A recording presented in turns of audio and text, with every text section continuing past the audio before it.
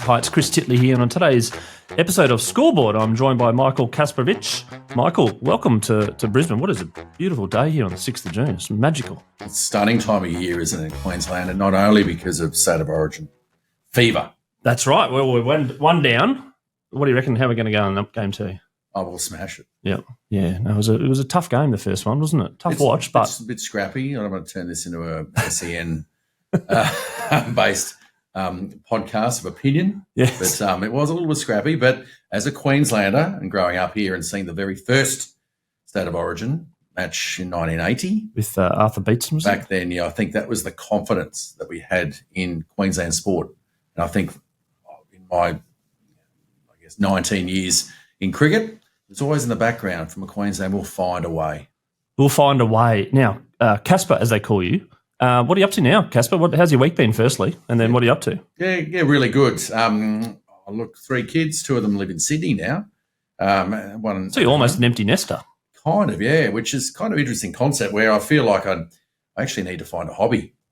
Right. You don't have a hobby. You don't have a language or you don't collect NBA trading cards? I've been threatening to learn the guitar for about 25 years. So maybe it's time. Golf, I'd rather be frustrated not catching a fish than trying to find my golf ball. But I do enjoy it. So it's in the background. Maybe it's the walking now that the right knee doesn't work so well to be able to run. But beside all that, I'm actually, I've taken in my journey, I've taken a different paths. I've always loved to challenge, if you like, the paradigm of the journey of a cricketer in so many ways. So at the moment, I'm working a couple of days a week in an advisory capacity for a private equity group. Really interesting because there's a number of different businesses within this group. One being a brewery, Easy Times, which is down the Gabba. Wollongabba. Easy Times Brewery. The other one is a venture as a film and production company, Nightcap Pictures. There's a property development and project they're actually doing in the back of Mackay, West Mackay, that's going to be coming up soon. So there's different parts of the business, and each of them they've sort of, the owners wants me involved and helping, like I said, in an advisory capacity. So the principles that you learnt from sport, very applicable to business, you believe? Unreal. And that was the reason why post cricket I wanted to get into business because of all these lessons of obviously great leaders from hanging out, having a beer with Alan Border, Steve Waugh, Ricky Ponting, Adam Gilchrist as well. But all those players, seeing them perform, prepare, also teamwork, your communication. And I just sort of saw that and that experience. So I thought I really want to get away and kind of be awesome at something else. Go post-cricket and try and do something that we can sort of, utilise those lessons and all those great sort of information and experience of living my dream, playing cricket, obviously for the state and my country, utilise that in life after. Going back to that dream as a kid, wanting to play for Queensland, wanting to play for Australia, when did that come about? When did you first pick up a ball and the interest in cricket? I reckon I was in year 3. So I was 8 years old. Year 3 started in the summer, February birthday. So all of a sudden the teacher came round and said, who wants to play cricket in our juniors team? So I put my hand up, found I could bowl faster than the other kids.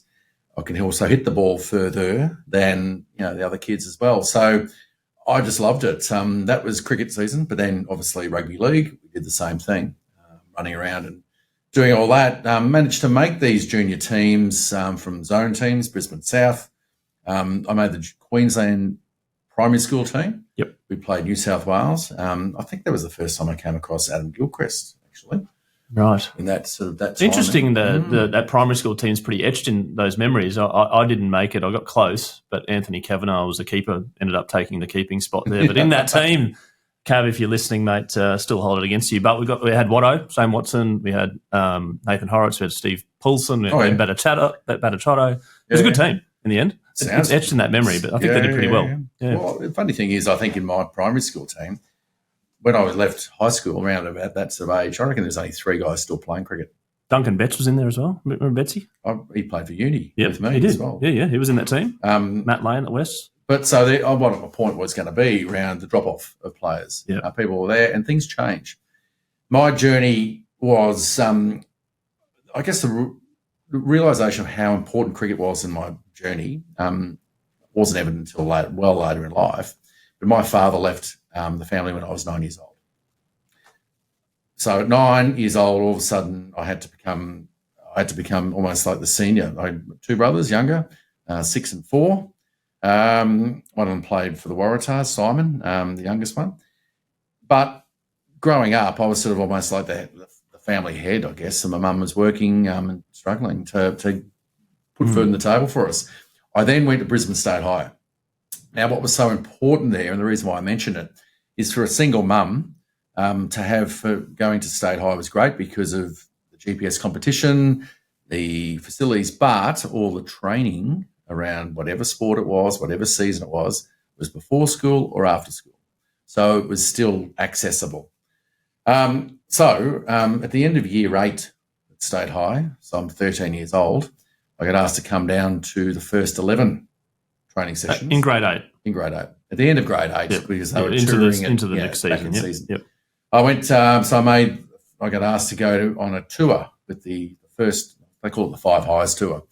For State High, we went down to Melbourne, 16, 17, 18-year-old boys in the team, whatever. We went down there. My mum was not sure about this was a good idea, but I went down there, played for State High, first since year 9, the next following year. I think I even got Player of the Year in year 9. Then at the end of year 12 in 1989, having just come back, I'll come back to this bit with the rugby, but all of a sudden I went back to, I got picked in that school holidays period over that summer, 89, 90. I got selected to play cricket for Queensland. I'm 17 years old. I didn't have a chance to put my second chance QTAC back in the day, nominations for where I wanted to study, what I wanted to do. I was away on a southern tour with, so you got your TE score, was it? TE score, sorry. Yeah, that's what it was, yeah. But out of, I think 990 was the best, I recall. It was, yeah. Mine wasn't anywhere near that. But what I did with a few mates, I decided to go back to school the following year. So I was actually in playing for Queensland the summer and going to Brisbane State High. So, yeah. So I'm just pointing that out. So all of a sudden, I'm 17, I'm in the Queensland team. But the reason why I'm staging it like that was that I've kind of lived my life, I realised later, almost like with the expectation or the, if you like, the impression, someone else's impression of who Michael Kasprowicz is. Because I was 9 years old, all of a sudden I had to be the adult of the household. I'm 13 years old, I had to be, playing with men, playing with people that have got driving cars. Right? And then I'm 17 years old. I'm going on a southern tour, obviously with, Alan Borders in the dressing room occasionally. We had Carl Rackman, Greg Ritchie, and even at the time, going, at school, the sponsorship. There was obviously Forex, and these are the days before mid-strength beer, having to go away and was sort of... The Forex Queensland Bulls came in around 94? They were just in the background. Yeah, they were. The Bulls went around. But there was the Benson and Hedges Sheffield Shield. Yes. And so I remember one of my first sessions, I've gone there, there's a pallet of Benson Hedges special filters sitting in the dressing room, and everyone got this wonderful yellow bag with Benson Hedges Sheffield Shield on it. That became my school bag. I'm a non-smoker, always have been, but I did take a couple of packs because I realised that cigarettes were a wonderful bargaining tool in the schoolyard. Right. And then the people at Benson and Hedges, you're like, no, they're my sponsor. Oh, what do they do? Cigarettes. All right. Can I have a few? All right. Yeah. So there you go. Going to get a touch on the pressure of, professional. It was a professional. It wasn't a professional era then, wasn't it? Exactly. Not at all. Everyone's so 94, 95, I reckon. I think that's sort of when it changed, but yeah. So 1990 was my first season. So you're growing up going, want to play cricket for Australia. Did you have anything in the background going, what do I want to be when I grow up? It was just cricket. I'm just living my dream. Yep. What did happen actually in September 1989, so in year 12, the first run of it, I made the Australian schoolboys rugby team. As well as as cricket. well as. So, so all those. we played Queensland, went down to New South Wales, Sydney, made the Australian team, went to New Zealand. Craig Polomana was the captain. There was a few other guys. Anyway, we played New Zealand. Unsurprisingly, we lost that game. 3 games it was. Then we came home. Then I'm playing cricket. And I thought, right, season, or I'm going to play for the University of Queensland. That's at St Lucia. I lived at Macrovat. And the irony was the reason why I played for uni had nothing to do with pathways, opportunity, anything like that. Wade Seckham, who's one of my best mates, played so many games for not only for Queensland with him for years, but also the University of Queensland. He said, Kaspa, you got to play here. Scotty Muller was there as well. He started off there. Before he went to the Gold Coast, yep. So I've actually turned up there. And the reason why was he told me there's no lock on the fridge. And everyone just helped themselves to the beer. So that was my motivation, obviously, at 17, 18 to play club cricket. It's interesting, this connection of why people play sport sometimes. And like kids my age of 12, 10 and 8, they play because one of their mates plays. And it almost feels like wherever their mate plays, it doesn't matter if it's down the road or whether it's halfway across the Brisbane. It's like, well, the reason I'm playing is because I want to play with my mates. You want fun. Yeah. And that is the key. It's nothing to do with the setup or the grounds or the facilities or the coaching. It's like, no, I'm just playing with my mate. And I want to play basketball with my mate or wherever. I'll give you an example of that. There's my son, Ed, who is 18, finished last year from Nudgee after a couple of years in the rugby program, successful, made the Queensland team every year for cricket. 6'8" he is. He's a fast bowler and pretty good. But the rugby's taken off. He couldn't play with his back last year. He's down at Waratahs with their academy program. But back in the day, it's quite funny because you'd get parents come up to him and say, "Oh, great. Hey, mate, it must be awesome having your dad as your coach." And he said, they used to say, "What's the best thing? What's the secret? What's the best thing your dad's told you?" And he'd look at him sort of blankly and say, "My dad just says go and have fun." And you know what? That is the secret. If you're having fun, you don't know where this will take you. The other angle, corny line I throw in there is that people would say, I can see where he gets it from. Obviously he's old man and all that sort of stuff. And the throwaway line I'd throw in there next was that, he's actually got all the tools. They'd say, why is that? I said, because he gets his aggression from his mother. There you go. A package, and all in one package. I'm just going to touch on that kids, parent, sport thing at the moment because going through that now as a parent, and we've talked about it in a number of different podcasts around the parental behaviour, the parental guidance, I suppose, and you've mentioned there just to have fun. When your son, Ed, for instance, had some bad days and good days, how did you cope with it? I loved it. I loved watching the kids play. And I think that's the key, even that line. So I actually did a session at East Redlands a few years ago now, and Queensland Cricket helped. And I said, look, can I just do a session with the parents? And I framed it thinking that Queensland Cricket had taken on, but they never did. So I'm not going door knocking and trying to, got no time to do it. But the theme I used was the ride home. And the reason why boys, especially at age 14, 15, stop playing, it's because of the ride home, the debrief they get about their performance. And they're only trying to help, I know, as parents, trying to help these kids to get better. But the ride home, all of a sudden, they're not enjoying it. They're not having fun. And so the angle I took was talking about that. My single mum was great because you'd come home, she'd drop you off and pick you up and how'd you go today? And she had no idea about the game of cricket or football, whatever it was. And just say, oh, look, it was, good. Yeah, not bad. I scored 100, got, 5 wickets, double hat trick. Oh, that's nice, darling. Did you have fun? How'd you go? Did you have fun? And every time, absolutely. So that in the background, there was no pressure at all. Now, that was my experience. But what I love telling parents is that when you think about the best players, so playing for Queensland, you're playing every game, 10 Shield games. If you have 4 great days a season, that constitutes an incredible year. That's an outstanding season. And when you think about it, if you score 400s in a season or take 4 fifers, you've blitzed it. We fail. The best players fail. We're constantly failing. And I think that's where the expectation of your kids and your sons or daughters, whoever you're playing, it's just let them play. I realise you just want to make them feel better and help them out. But just if you're long having fun, you don't know where it can take you. Because even that with the pathways, when you get kids identified at 13, 15, whatever it is, and collecting these teams, have a look at the people in their 20s that all of a sudden got the chance. Physically, things change. They got into it. They were a spin bowler, now they're a fast bowler. Or, well, Steve Smith even, picked as number 8, didn't he? Exactly. Good example, Joe Dawes, 10th highest wicket taker for Queensland. Was a medium pacer, at Sandgate, then he goes to Valleys, gets stronger. All of a sudden, bang, he's picked. Got to the point where he's first picked for a long period of time. And there's so many examples of players like that. And the key, and I always say this, if you just keep loving the game, you don't know where it's going to take you. And from a parent point of view, do you see some behaviour every now and then of parents that sort of like, yelling or pushing their kids a little bit too hard?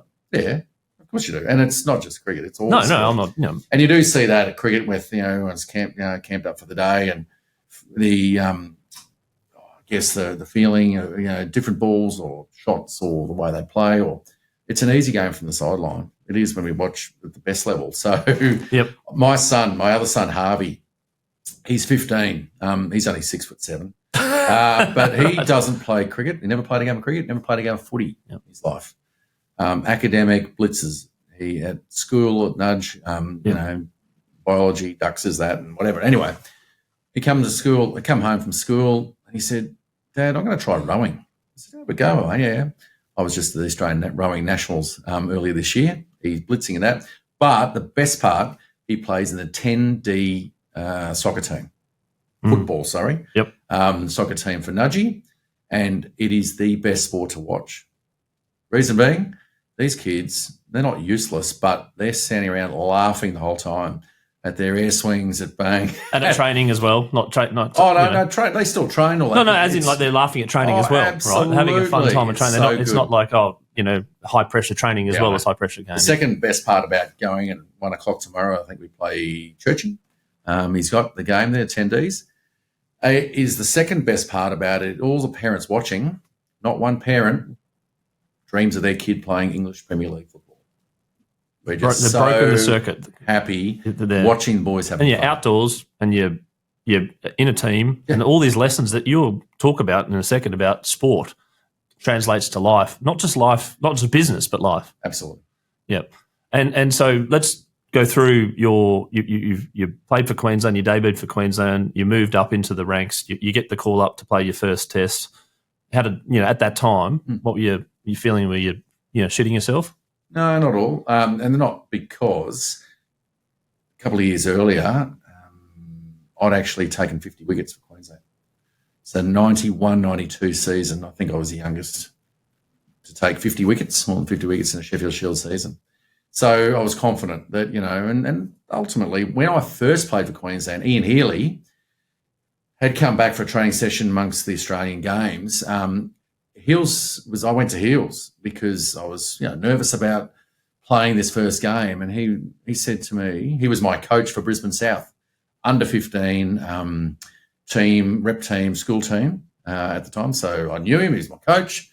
Now all of a sudden I've seen him play for Australia, playing for Norths he was, and after 6 games, I think for Queensland, he got picked for Australia. But his words were perfect because I said, look, I am nervous about this, I don't deserve it. And I didn't because I was purely picked on potential. He looked at me, he said, Kaspa, break this down really simply.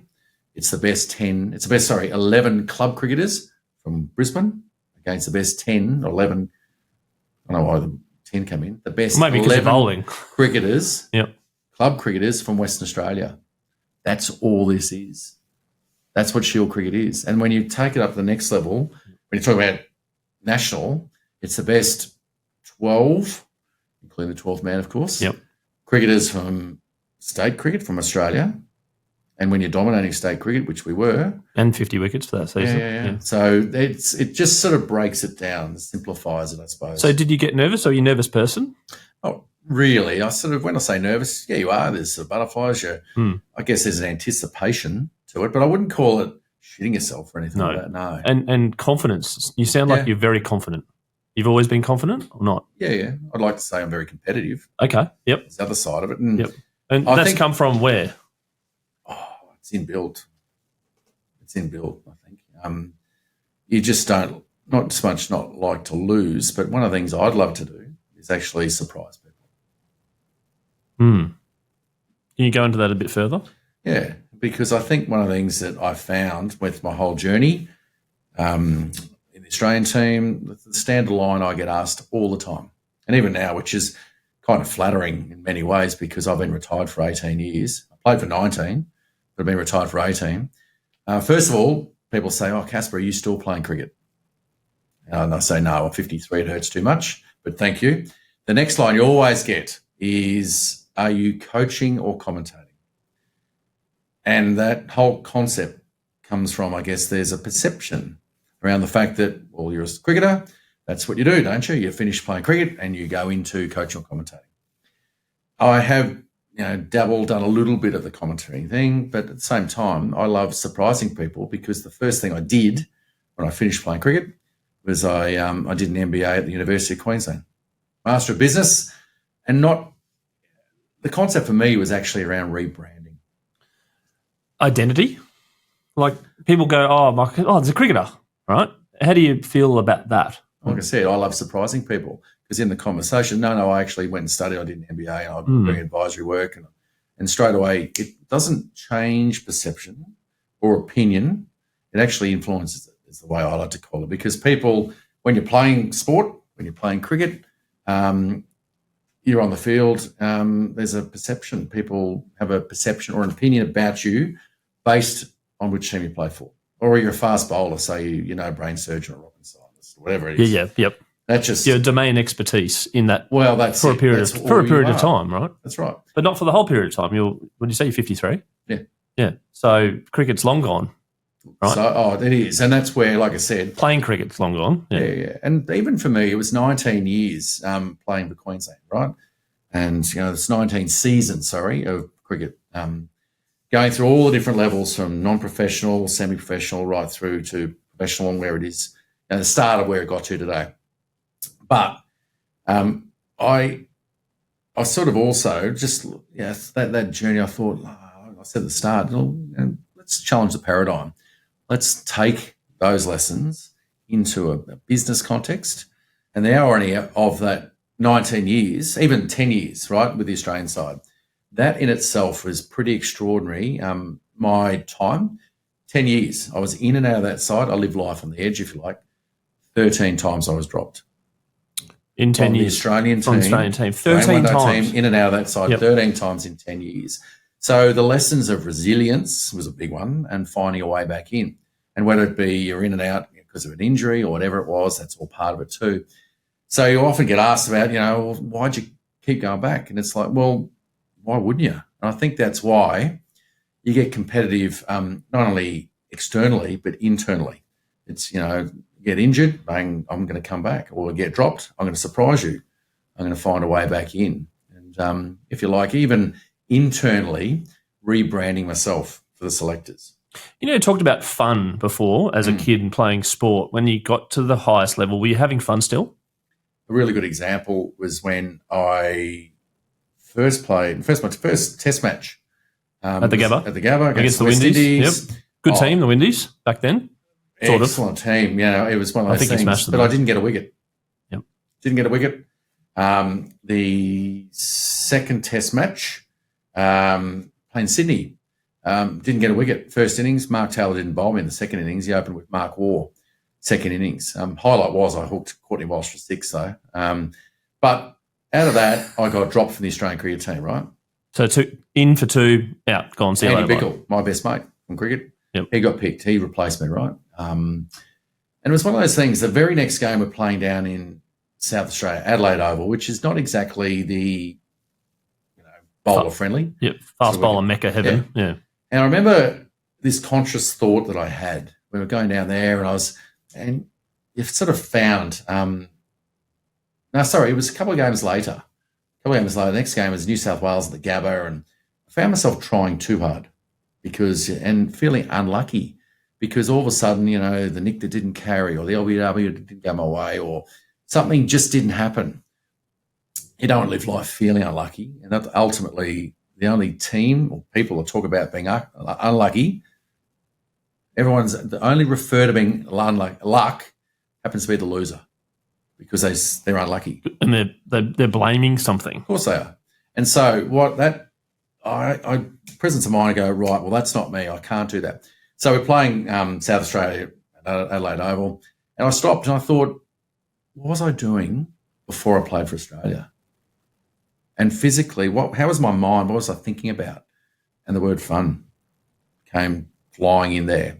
And it was about that. It was about, that's right. I was actually had a song in my mind, head bang, having fun off the field, on the field, having a laugh or having a joke, and taking that pressure away. So I went into that game and did exactly that. Got 5 wickets. You brought it back to your roots. You brought it back to why you play the game. And that, to me, was one of those great lessons that I've taken into life after. Do you feel like you're having fun still in life? And in a business sense, I try to incorporate that. Not taking it too seriously. You're a serious person, or you can? No, definitely. Yeah. I can be, but at times I think in a business context, you do got to, obviously head down and all the rest of it when important. But the interesting thing is, in a business sense, you don't necessarily the team, the people you're with. It's a very different environment from a sporting team. Granted, you've all in one direction. There's a trophy or a title you're chasing, and everyone's, all these different skills, bang, we're going that direction. But I've found in a business sense, we're talking 18 years, lots of different experiences, I've always found business as an individual sport. Yeah, right. And in that, not necessarily that we're all going one direction, but it's quite, at the end of the day, it's not necessary for anyone to share their toys.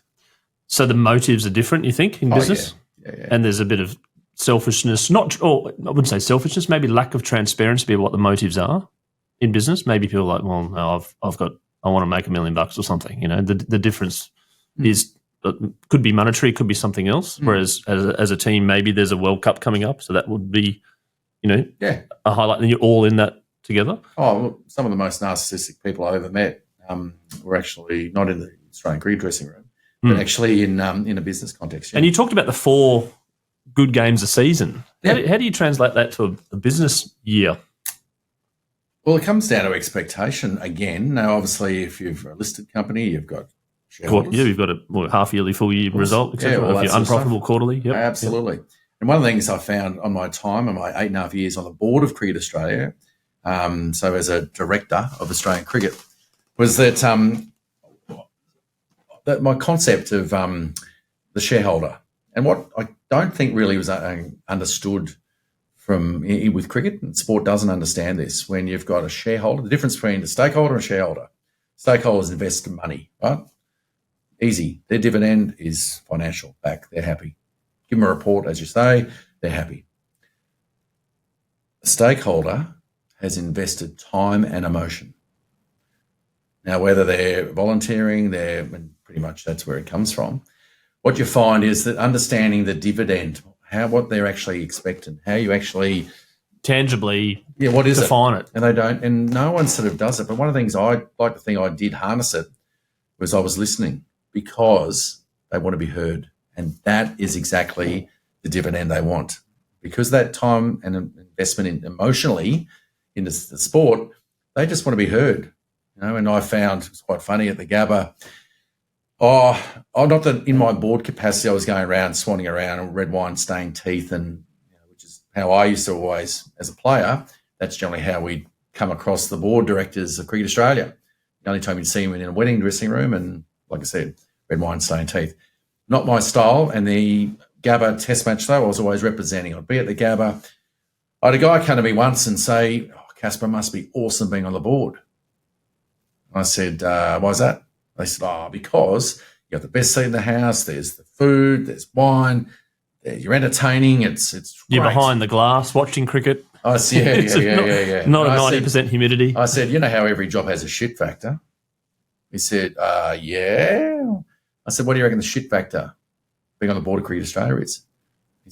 I said, you have to listen to everyone tell you what's wrong with Australian cricket. And for me, that's what came through loud and clear. And I was always available, always listening to people. Not that I could actually do anything. That's not our job as board members. That's management, CEO and management, to implement strategy, But we just look at risk, I suppose, when you're on a board.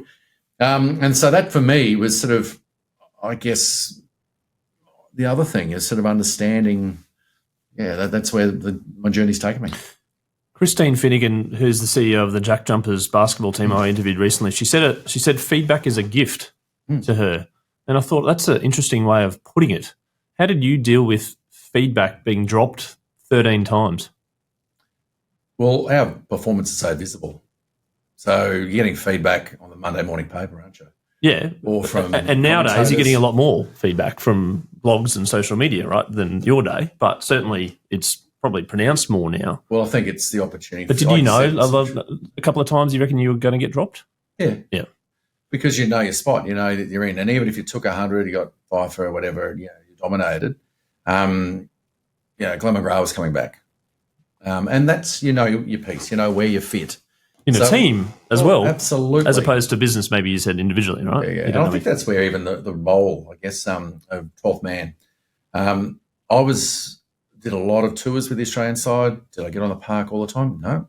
Was I around? Was I a good present 12th man? But I think that helps, not just being frustrated about not playing, but actually helping each other, helping guys get ready or being around. And I guess I'd like to think that we left a good impression with other players and talk about being, not a team man, and I suppose is the branding, but you're actually around supporting. And so, at the end of the day, selecting 2 different players, they're going to pick someone that's going to fit the environment. I've seen a little bit of an example of that in lower grade cricket where someone gets out for a duck as a batter and that's like, the game's done. That's it. Yeah. But they're in the field. They can do something in the game to change the game. It's not necessarily their core. Like if you get taken off bowling and you're down, you're getting belted, the body language is down a little bit. But there's one moment in the game that can change entirely because of you. And you need to keep your head up and keep being part of that team and keep being present. Yeah, and even the Brisbane Lions, I think that when Oscar McInerney got injured and the Darcy Fort came in the grand final and played a ripper of a game and they won the title. And, Oscar was around that grand final. It was like not lamenting that he was injured. He was there present the whole day. Yep. And you did a lot of that. And you're known for that as well, being a team person and a team player. How do you take that into business now? Oh, you know that, and maybe that's the thing. I haven't spent 20 years in management positions. Or I'm not an engineer, I'm not a lawyer, I'm not an accountant. I did get a distinction in accounting, actually. You got an MBA. Yeah, but I did but that means nothing. That's just a ticket to play. Maybe drive in business, that's all it is. It's kind of not regarded that high in Australia. India, mate, it's gold.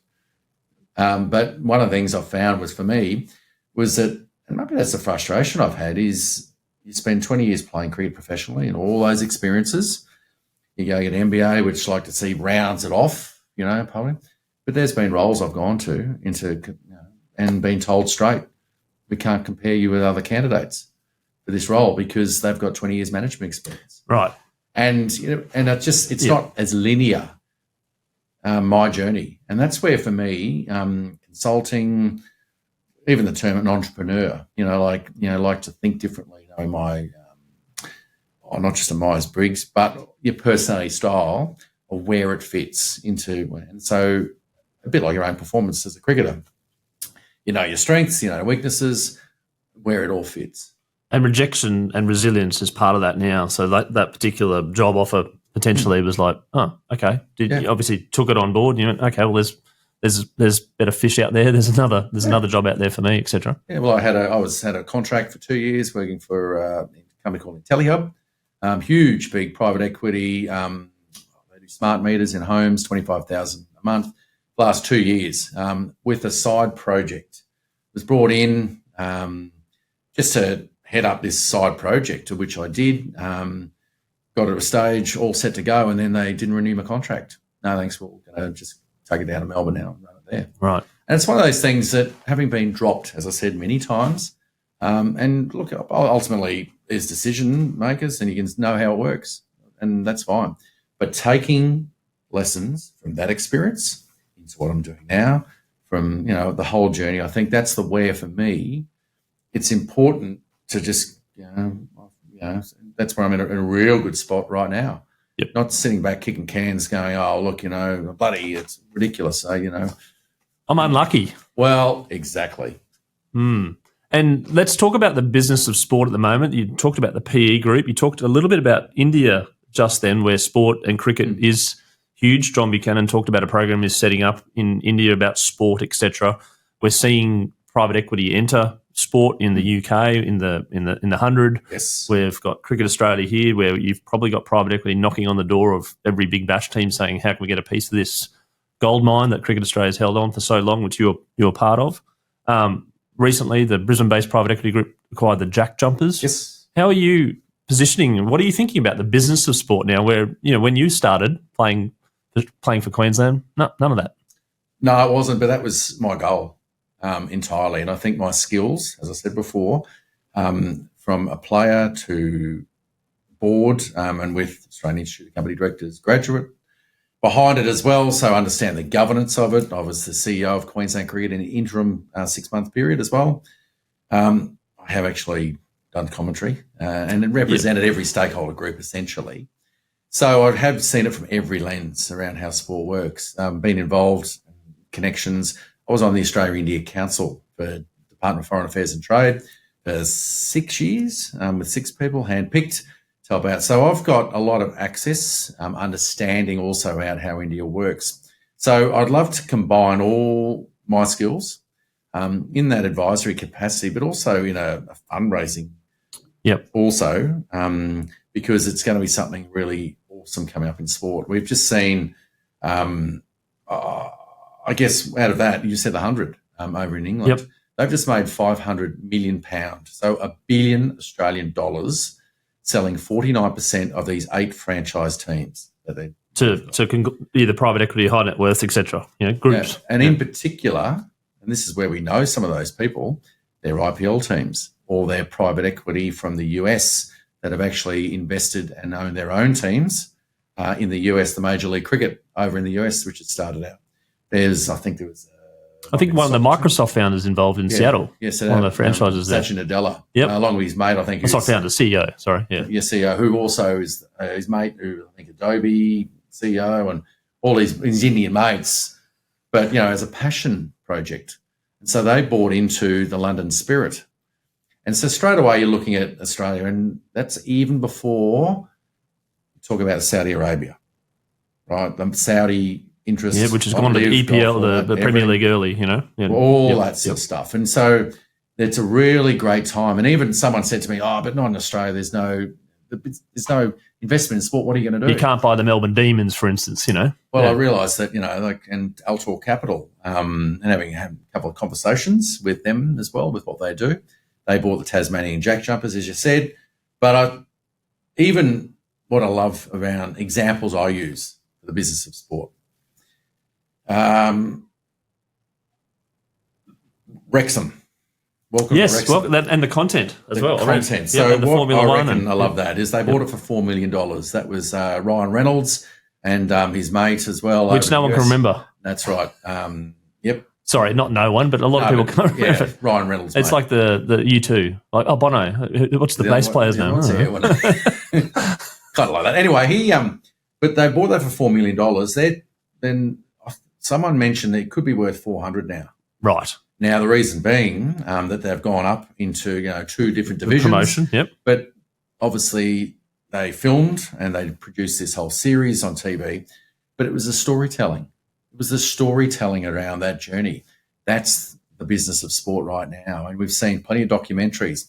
I even spoke with Al Graham from Suncorp recently with our Bulls Masters. We're up in far north Queensland. I'll come back to that later, perhaps. But I spoke to him. I said, mate, why didn't you go for Wrexham? That Wrexham, they're coming out to Australia. 2 games here, 1 in Wellington. He said, look, I don't think that really it's going to, fill a stadium with that. That's his job. The other side of it is that you want to actually get sell Brisbane to the audience that are going to be watching that show, like they're going to be coming here in 2032. Yes. Yep. And that is the business of sport. Tourism, the benefits for the TV show, for their coming here, sure, it's a game, it's a novelty match, but when you think about the extended value that actually brings, it's pretty exciting. I did a breakfast panel the other day about what was mentioned was Magic Round and Gather Round in the AFL, which is a concept 10 years ago didn't exist. But then the Queensland stakeholders bid for that, and then now there's apparently Gold Coast bidding for it, and there's other people bidding to saying we want the Magic Round. And Adelaide's done a wonderful job with Gather Round in the AFL, but it's not about the footy as well. It's about the tourism, it's about the hospitality, it's about everything in the city as uplifts. It goes nuts, doesn't it? I think when you see everyone come in different team jerseys and groups of blokes. So they might do the Friday night game, but then the race is Saturday.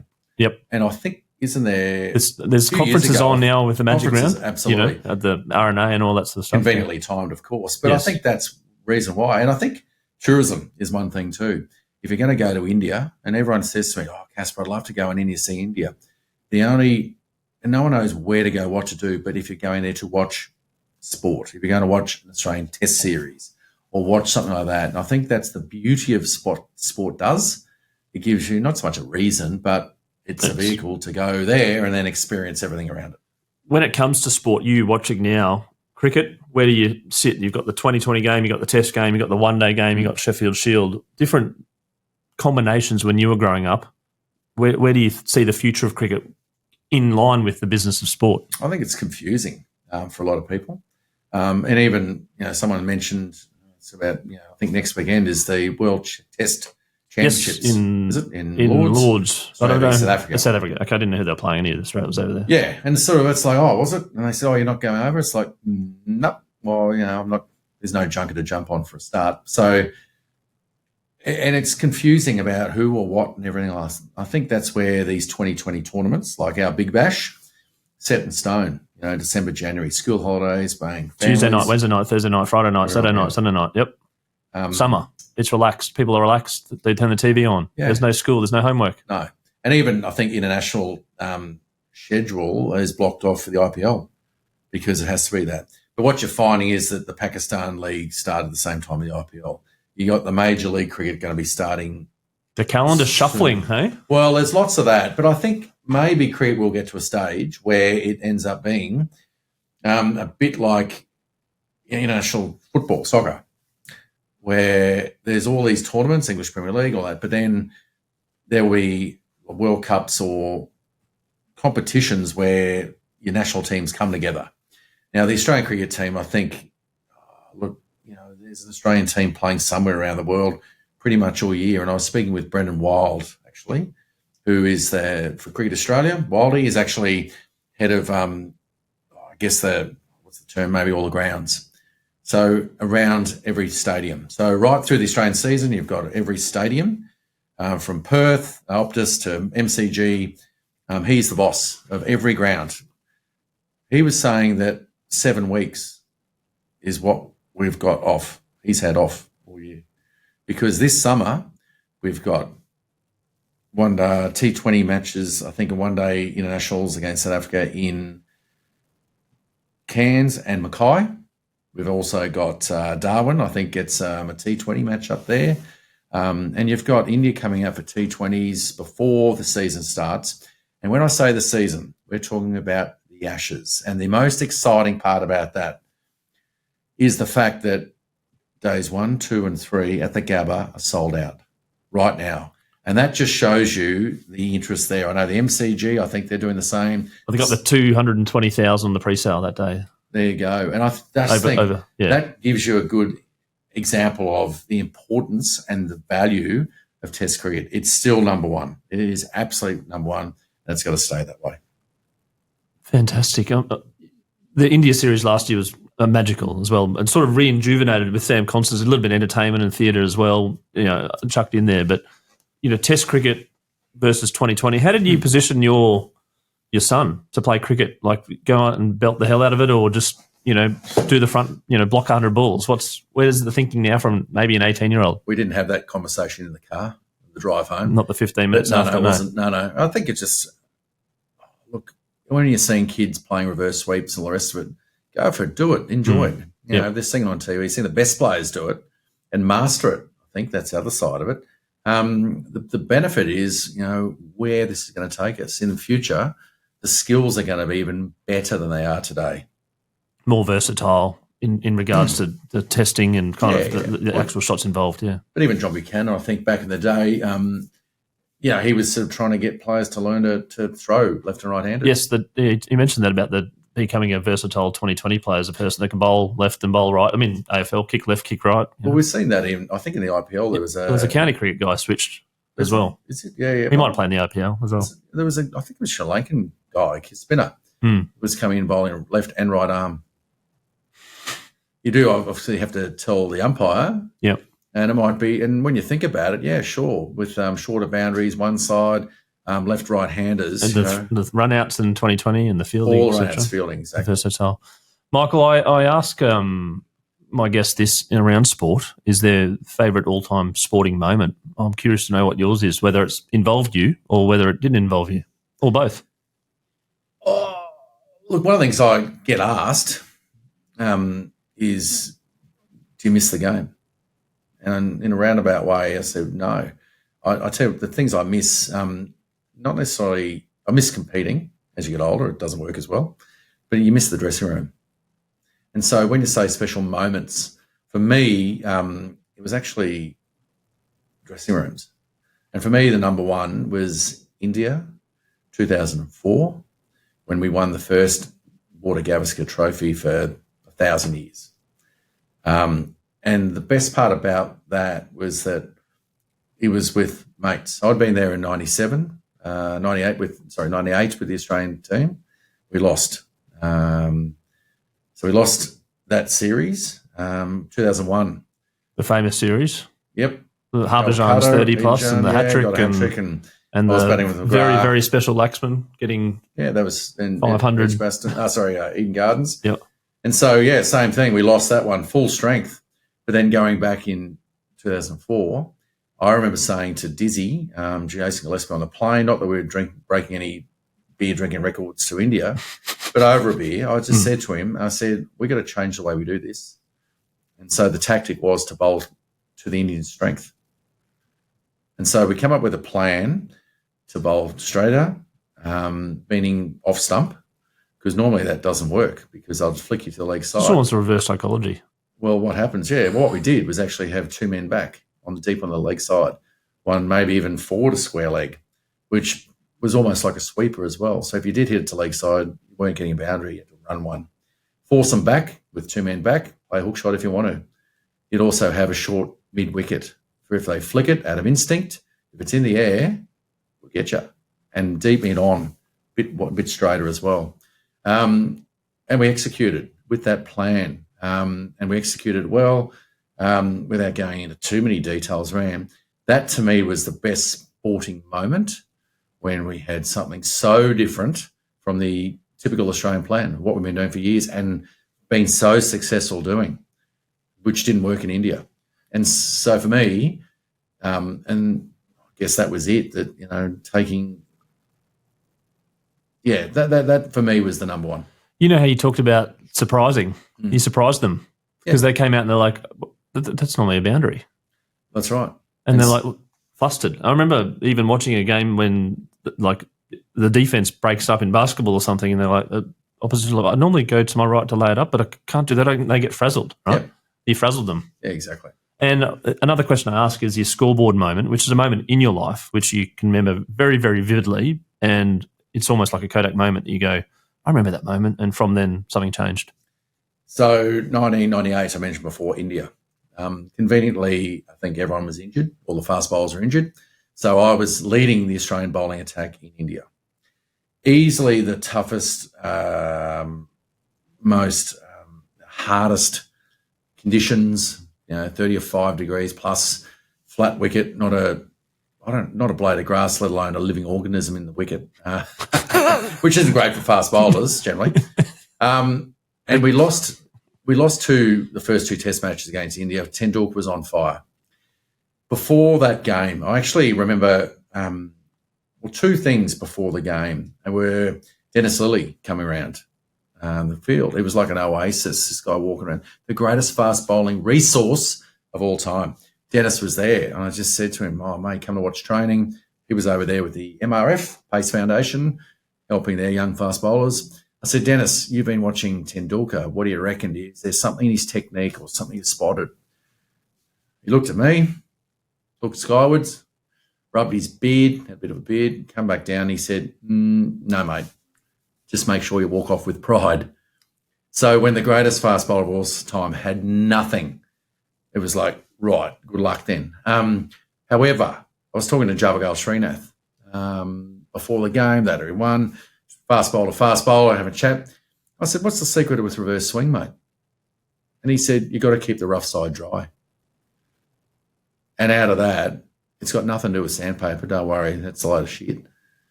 It never did have anything to do with it, mind you. So it was keeping the rough side dry, of which I mentioned to our team. I said, right, the second innings.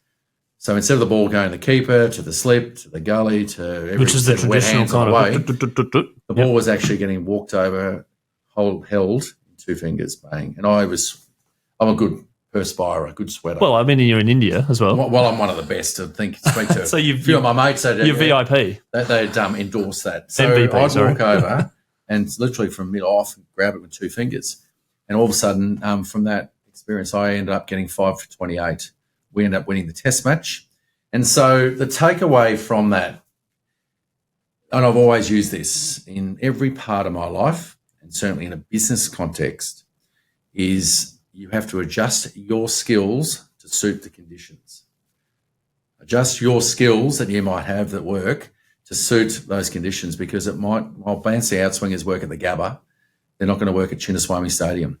And find a way, and that's where for me, as a theme, I think, obviously from the cricket side of things, I'd love to take that into everything we do these days. So you've got your controllables, your skill set, your mindset, everything to go, but then you've got the external factors, the weather, the ground, the crowd, everything you need to adjust and adapt and move and think quickly. And I think cricket more than any other sport, really, we've got all these external influences on my performance that I have no control over.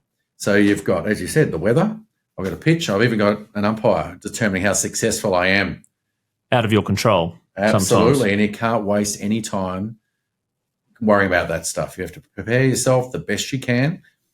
And, it'll dish up whatever result. But put yourself in the best position and, if you like, own your journey by doing that in your preparation and what you do, so that you give yourself the best chance to succeed. Cass, we're going to finish on a couple of fun things. One's a trivia and one's a scoreboard scramble, which I do. But trivia, which you might not know or you might know, but do you know how many balls you bowled as a cricketer in first class, including List A? I haven't. I know it's a lot. Like I said, 19 years. I know I've taken, 955 wickets? In first, I don't have that stat, but I know it's over 500 for Queensland, which still is the record. It's 900, yeah, it is. I don't think anyone's close, by the way. Not with bowling workloads these days. You think you'll be forever? Well, there's no way with the bowling workloads these days. I think Nice is in the 200s, I think, currently. But even with sports science, the way they've come in and controlled it. Anyway. It's a bit like the 1,000 goals with Tony Lockett. Maybe I should be endorsing sports science. Thank you so much. There you go. We're looking for a sponsor. We're looking for a sponsor as well, so don't worry. I'm not sure what sports science really is. Anyway, look, I'm going to say, if you're saying 4-day cricket, yep. 1-day cricket. And including, it's going to be over 50,000. Can I throw some 2020s in as well? You bowled 42 balls in 2020 internationals. Internationals, yeah. Including the very first one, which was kind of a gimmick. Well, I got 4 for 20 odd. When they had the bigs and all this stuff. All the retro gear. It was the very first time. It was a bit of fun. And what was the most disappointing thing out of that is I didn't get man of the match. 4 wickets for 20 odd. One of the batters get it, did they? Yeah, Ricky Ponting. Right. Really? 80, 90? So what, 80 versus a 4 for 2020? Come on. You reckon the 5 for 100 things similar? Yeah, it's similar. It's always has been as a Has anyone ever thought about the data behind that? Is it just kind of... Well, put it this way. Data scientists. McGrath suggested when we walk off, if you've taken a fifer, get the ball in your hand and walk off holding the ball in the air. Salute the crowd. So we do that. Every bowler does that now. You get a fifer in a test, you salute the crowd at the end when you're walking off. Were you in the era where the 50 became the reverse bat thing? Because that's a thing now. Really? Where they raise the bat reversely now because it's halfway to 100. you seen that in Test cricket? No, they're the most stunning. And when someone gets a 50 now, you notice them on they? Test cricket. You watch it; they'll put the other side of the bat up as to the crowd to the 50. Is that another chance? And then when they get 100, no. well, maybe. But then they get 100, they do the real. Really? Yeah. Oh, okay. Well, No, maybe it's I've just never me. noticed it. The one that does stand out was when Jason Gillespie scored his 50 at the Gabba. And all of a sudden he started riding it like a horse. Was it Adam Sandler movie, wasn't it? That was it. Yeah. Was it Happy Gilmore? It was the Happy Gilmore celebration. Well, I'll go through the answer. So Right. this is... Okay, I'm going to take this. a rough guess. Yep.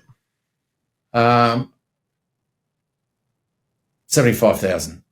Oh, you're a bit over there, according to, ChatGPT. That's given me all my questions for my interview, by the way. I don't... Sure. Yeah, it's none in my head, of course. This is what it says. 7,140 test balls, 2,225 one-day international balls.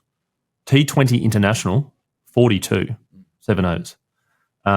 First class overall, this is a fun one, 49,377. Yeah, that's... List A, 11,037. Yeah, well, the 60... You played a lot of lists. That's all the one day. Not quite 70. Yeah. And 2020 overall, which is maybe for T20 for your state, maybe? Queensland, yeah. 252. Okay. 40-odd overs. Would have been about 10 games or something. So the season. 62,073. There you go. Which comes to, I thought, if you look at the whole numbers, you've exceeded 10,000 overs. The other thing that you never be able to find in a statistic is how many balls I bowled in training. Well, that's So how about on we the double ground. that? Yep. Yeah. So 100,000. if there's 100,000 balls at a 20-metre run-up. Call it 20,000 overs then. That's the 120,000. Make it a round number. Why not? Yeah, I know. So there you go, 20,000 overs. Well, think about the distance we run. Mm. I think no wonder my right knee's squealing, even sitting here now. And the other question I ask is the scoreboard scramble, which generally combines. It's a word you have to spell backwards, but because I've been doing a few podcasts and I kind of combine the podcast, but let's just not combine the podcasts today because I've got a good one for you. Mm. And you need to. I'll give you 20 seconds to do it. And it's a bit close to home. You're going to have to spell. Now you're going to have to help me pronounce your last name again. Kasprowicz. Kasprowicz. I've got it. You're going to have to spell Kasprowicz backwards in 20 seconds. Your time starts now. ZCIWORPSAK.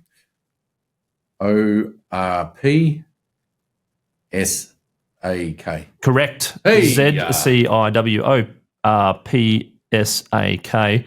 And why don't you keep going with your middle name and your first name? TTOCSLEAHCIM.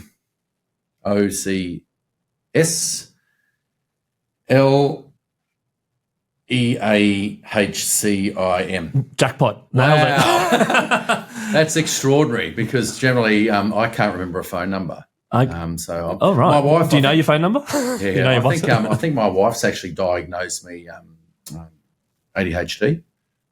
Yeah, wife diagnosed, I think, as most of us are, most males are. So I'm gonna say it quickly for people. ZCIWORPSAK I'd tell you what, it'd be maximum points in the game of Scrabble, wouldn't it? It would be maximum points, especially the Z, because the Z would know. throw in there. Oh, there you go. We should call it the Scoreboard Scrabble. Yeah. But Michael Kasprowicz, thank you so much for coming on Scoreboard, the podcast today, to share your journey, some insights into around what sport was like for you, what life has been like for you, what business is like for you, and intertwining all of them together. Wish you well in the progress with this private equity group that you're working for and other ventures that you get yourself into over time, and looking forward to catching up again. Thanks, Chris. Thank you.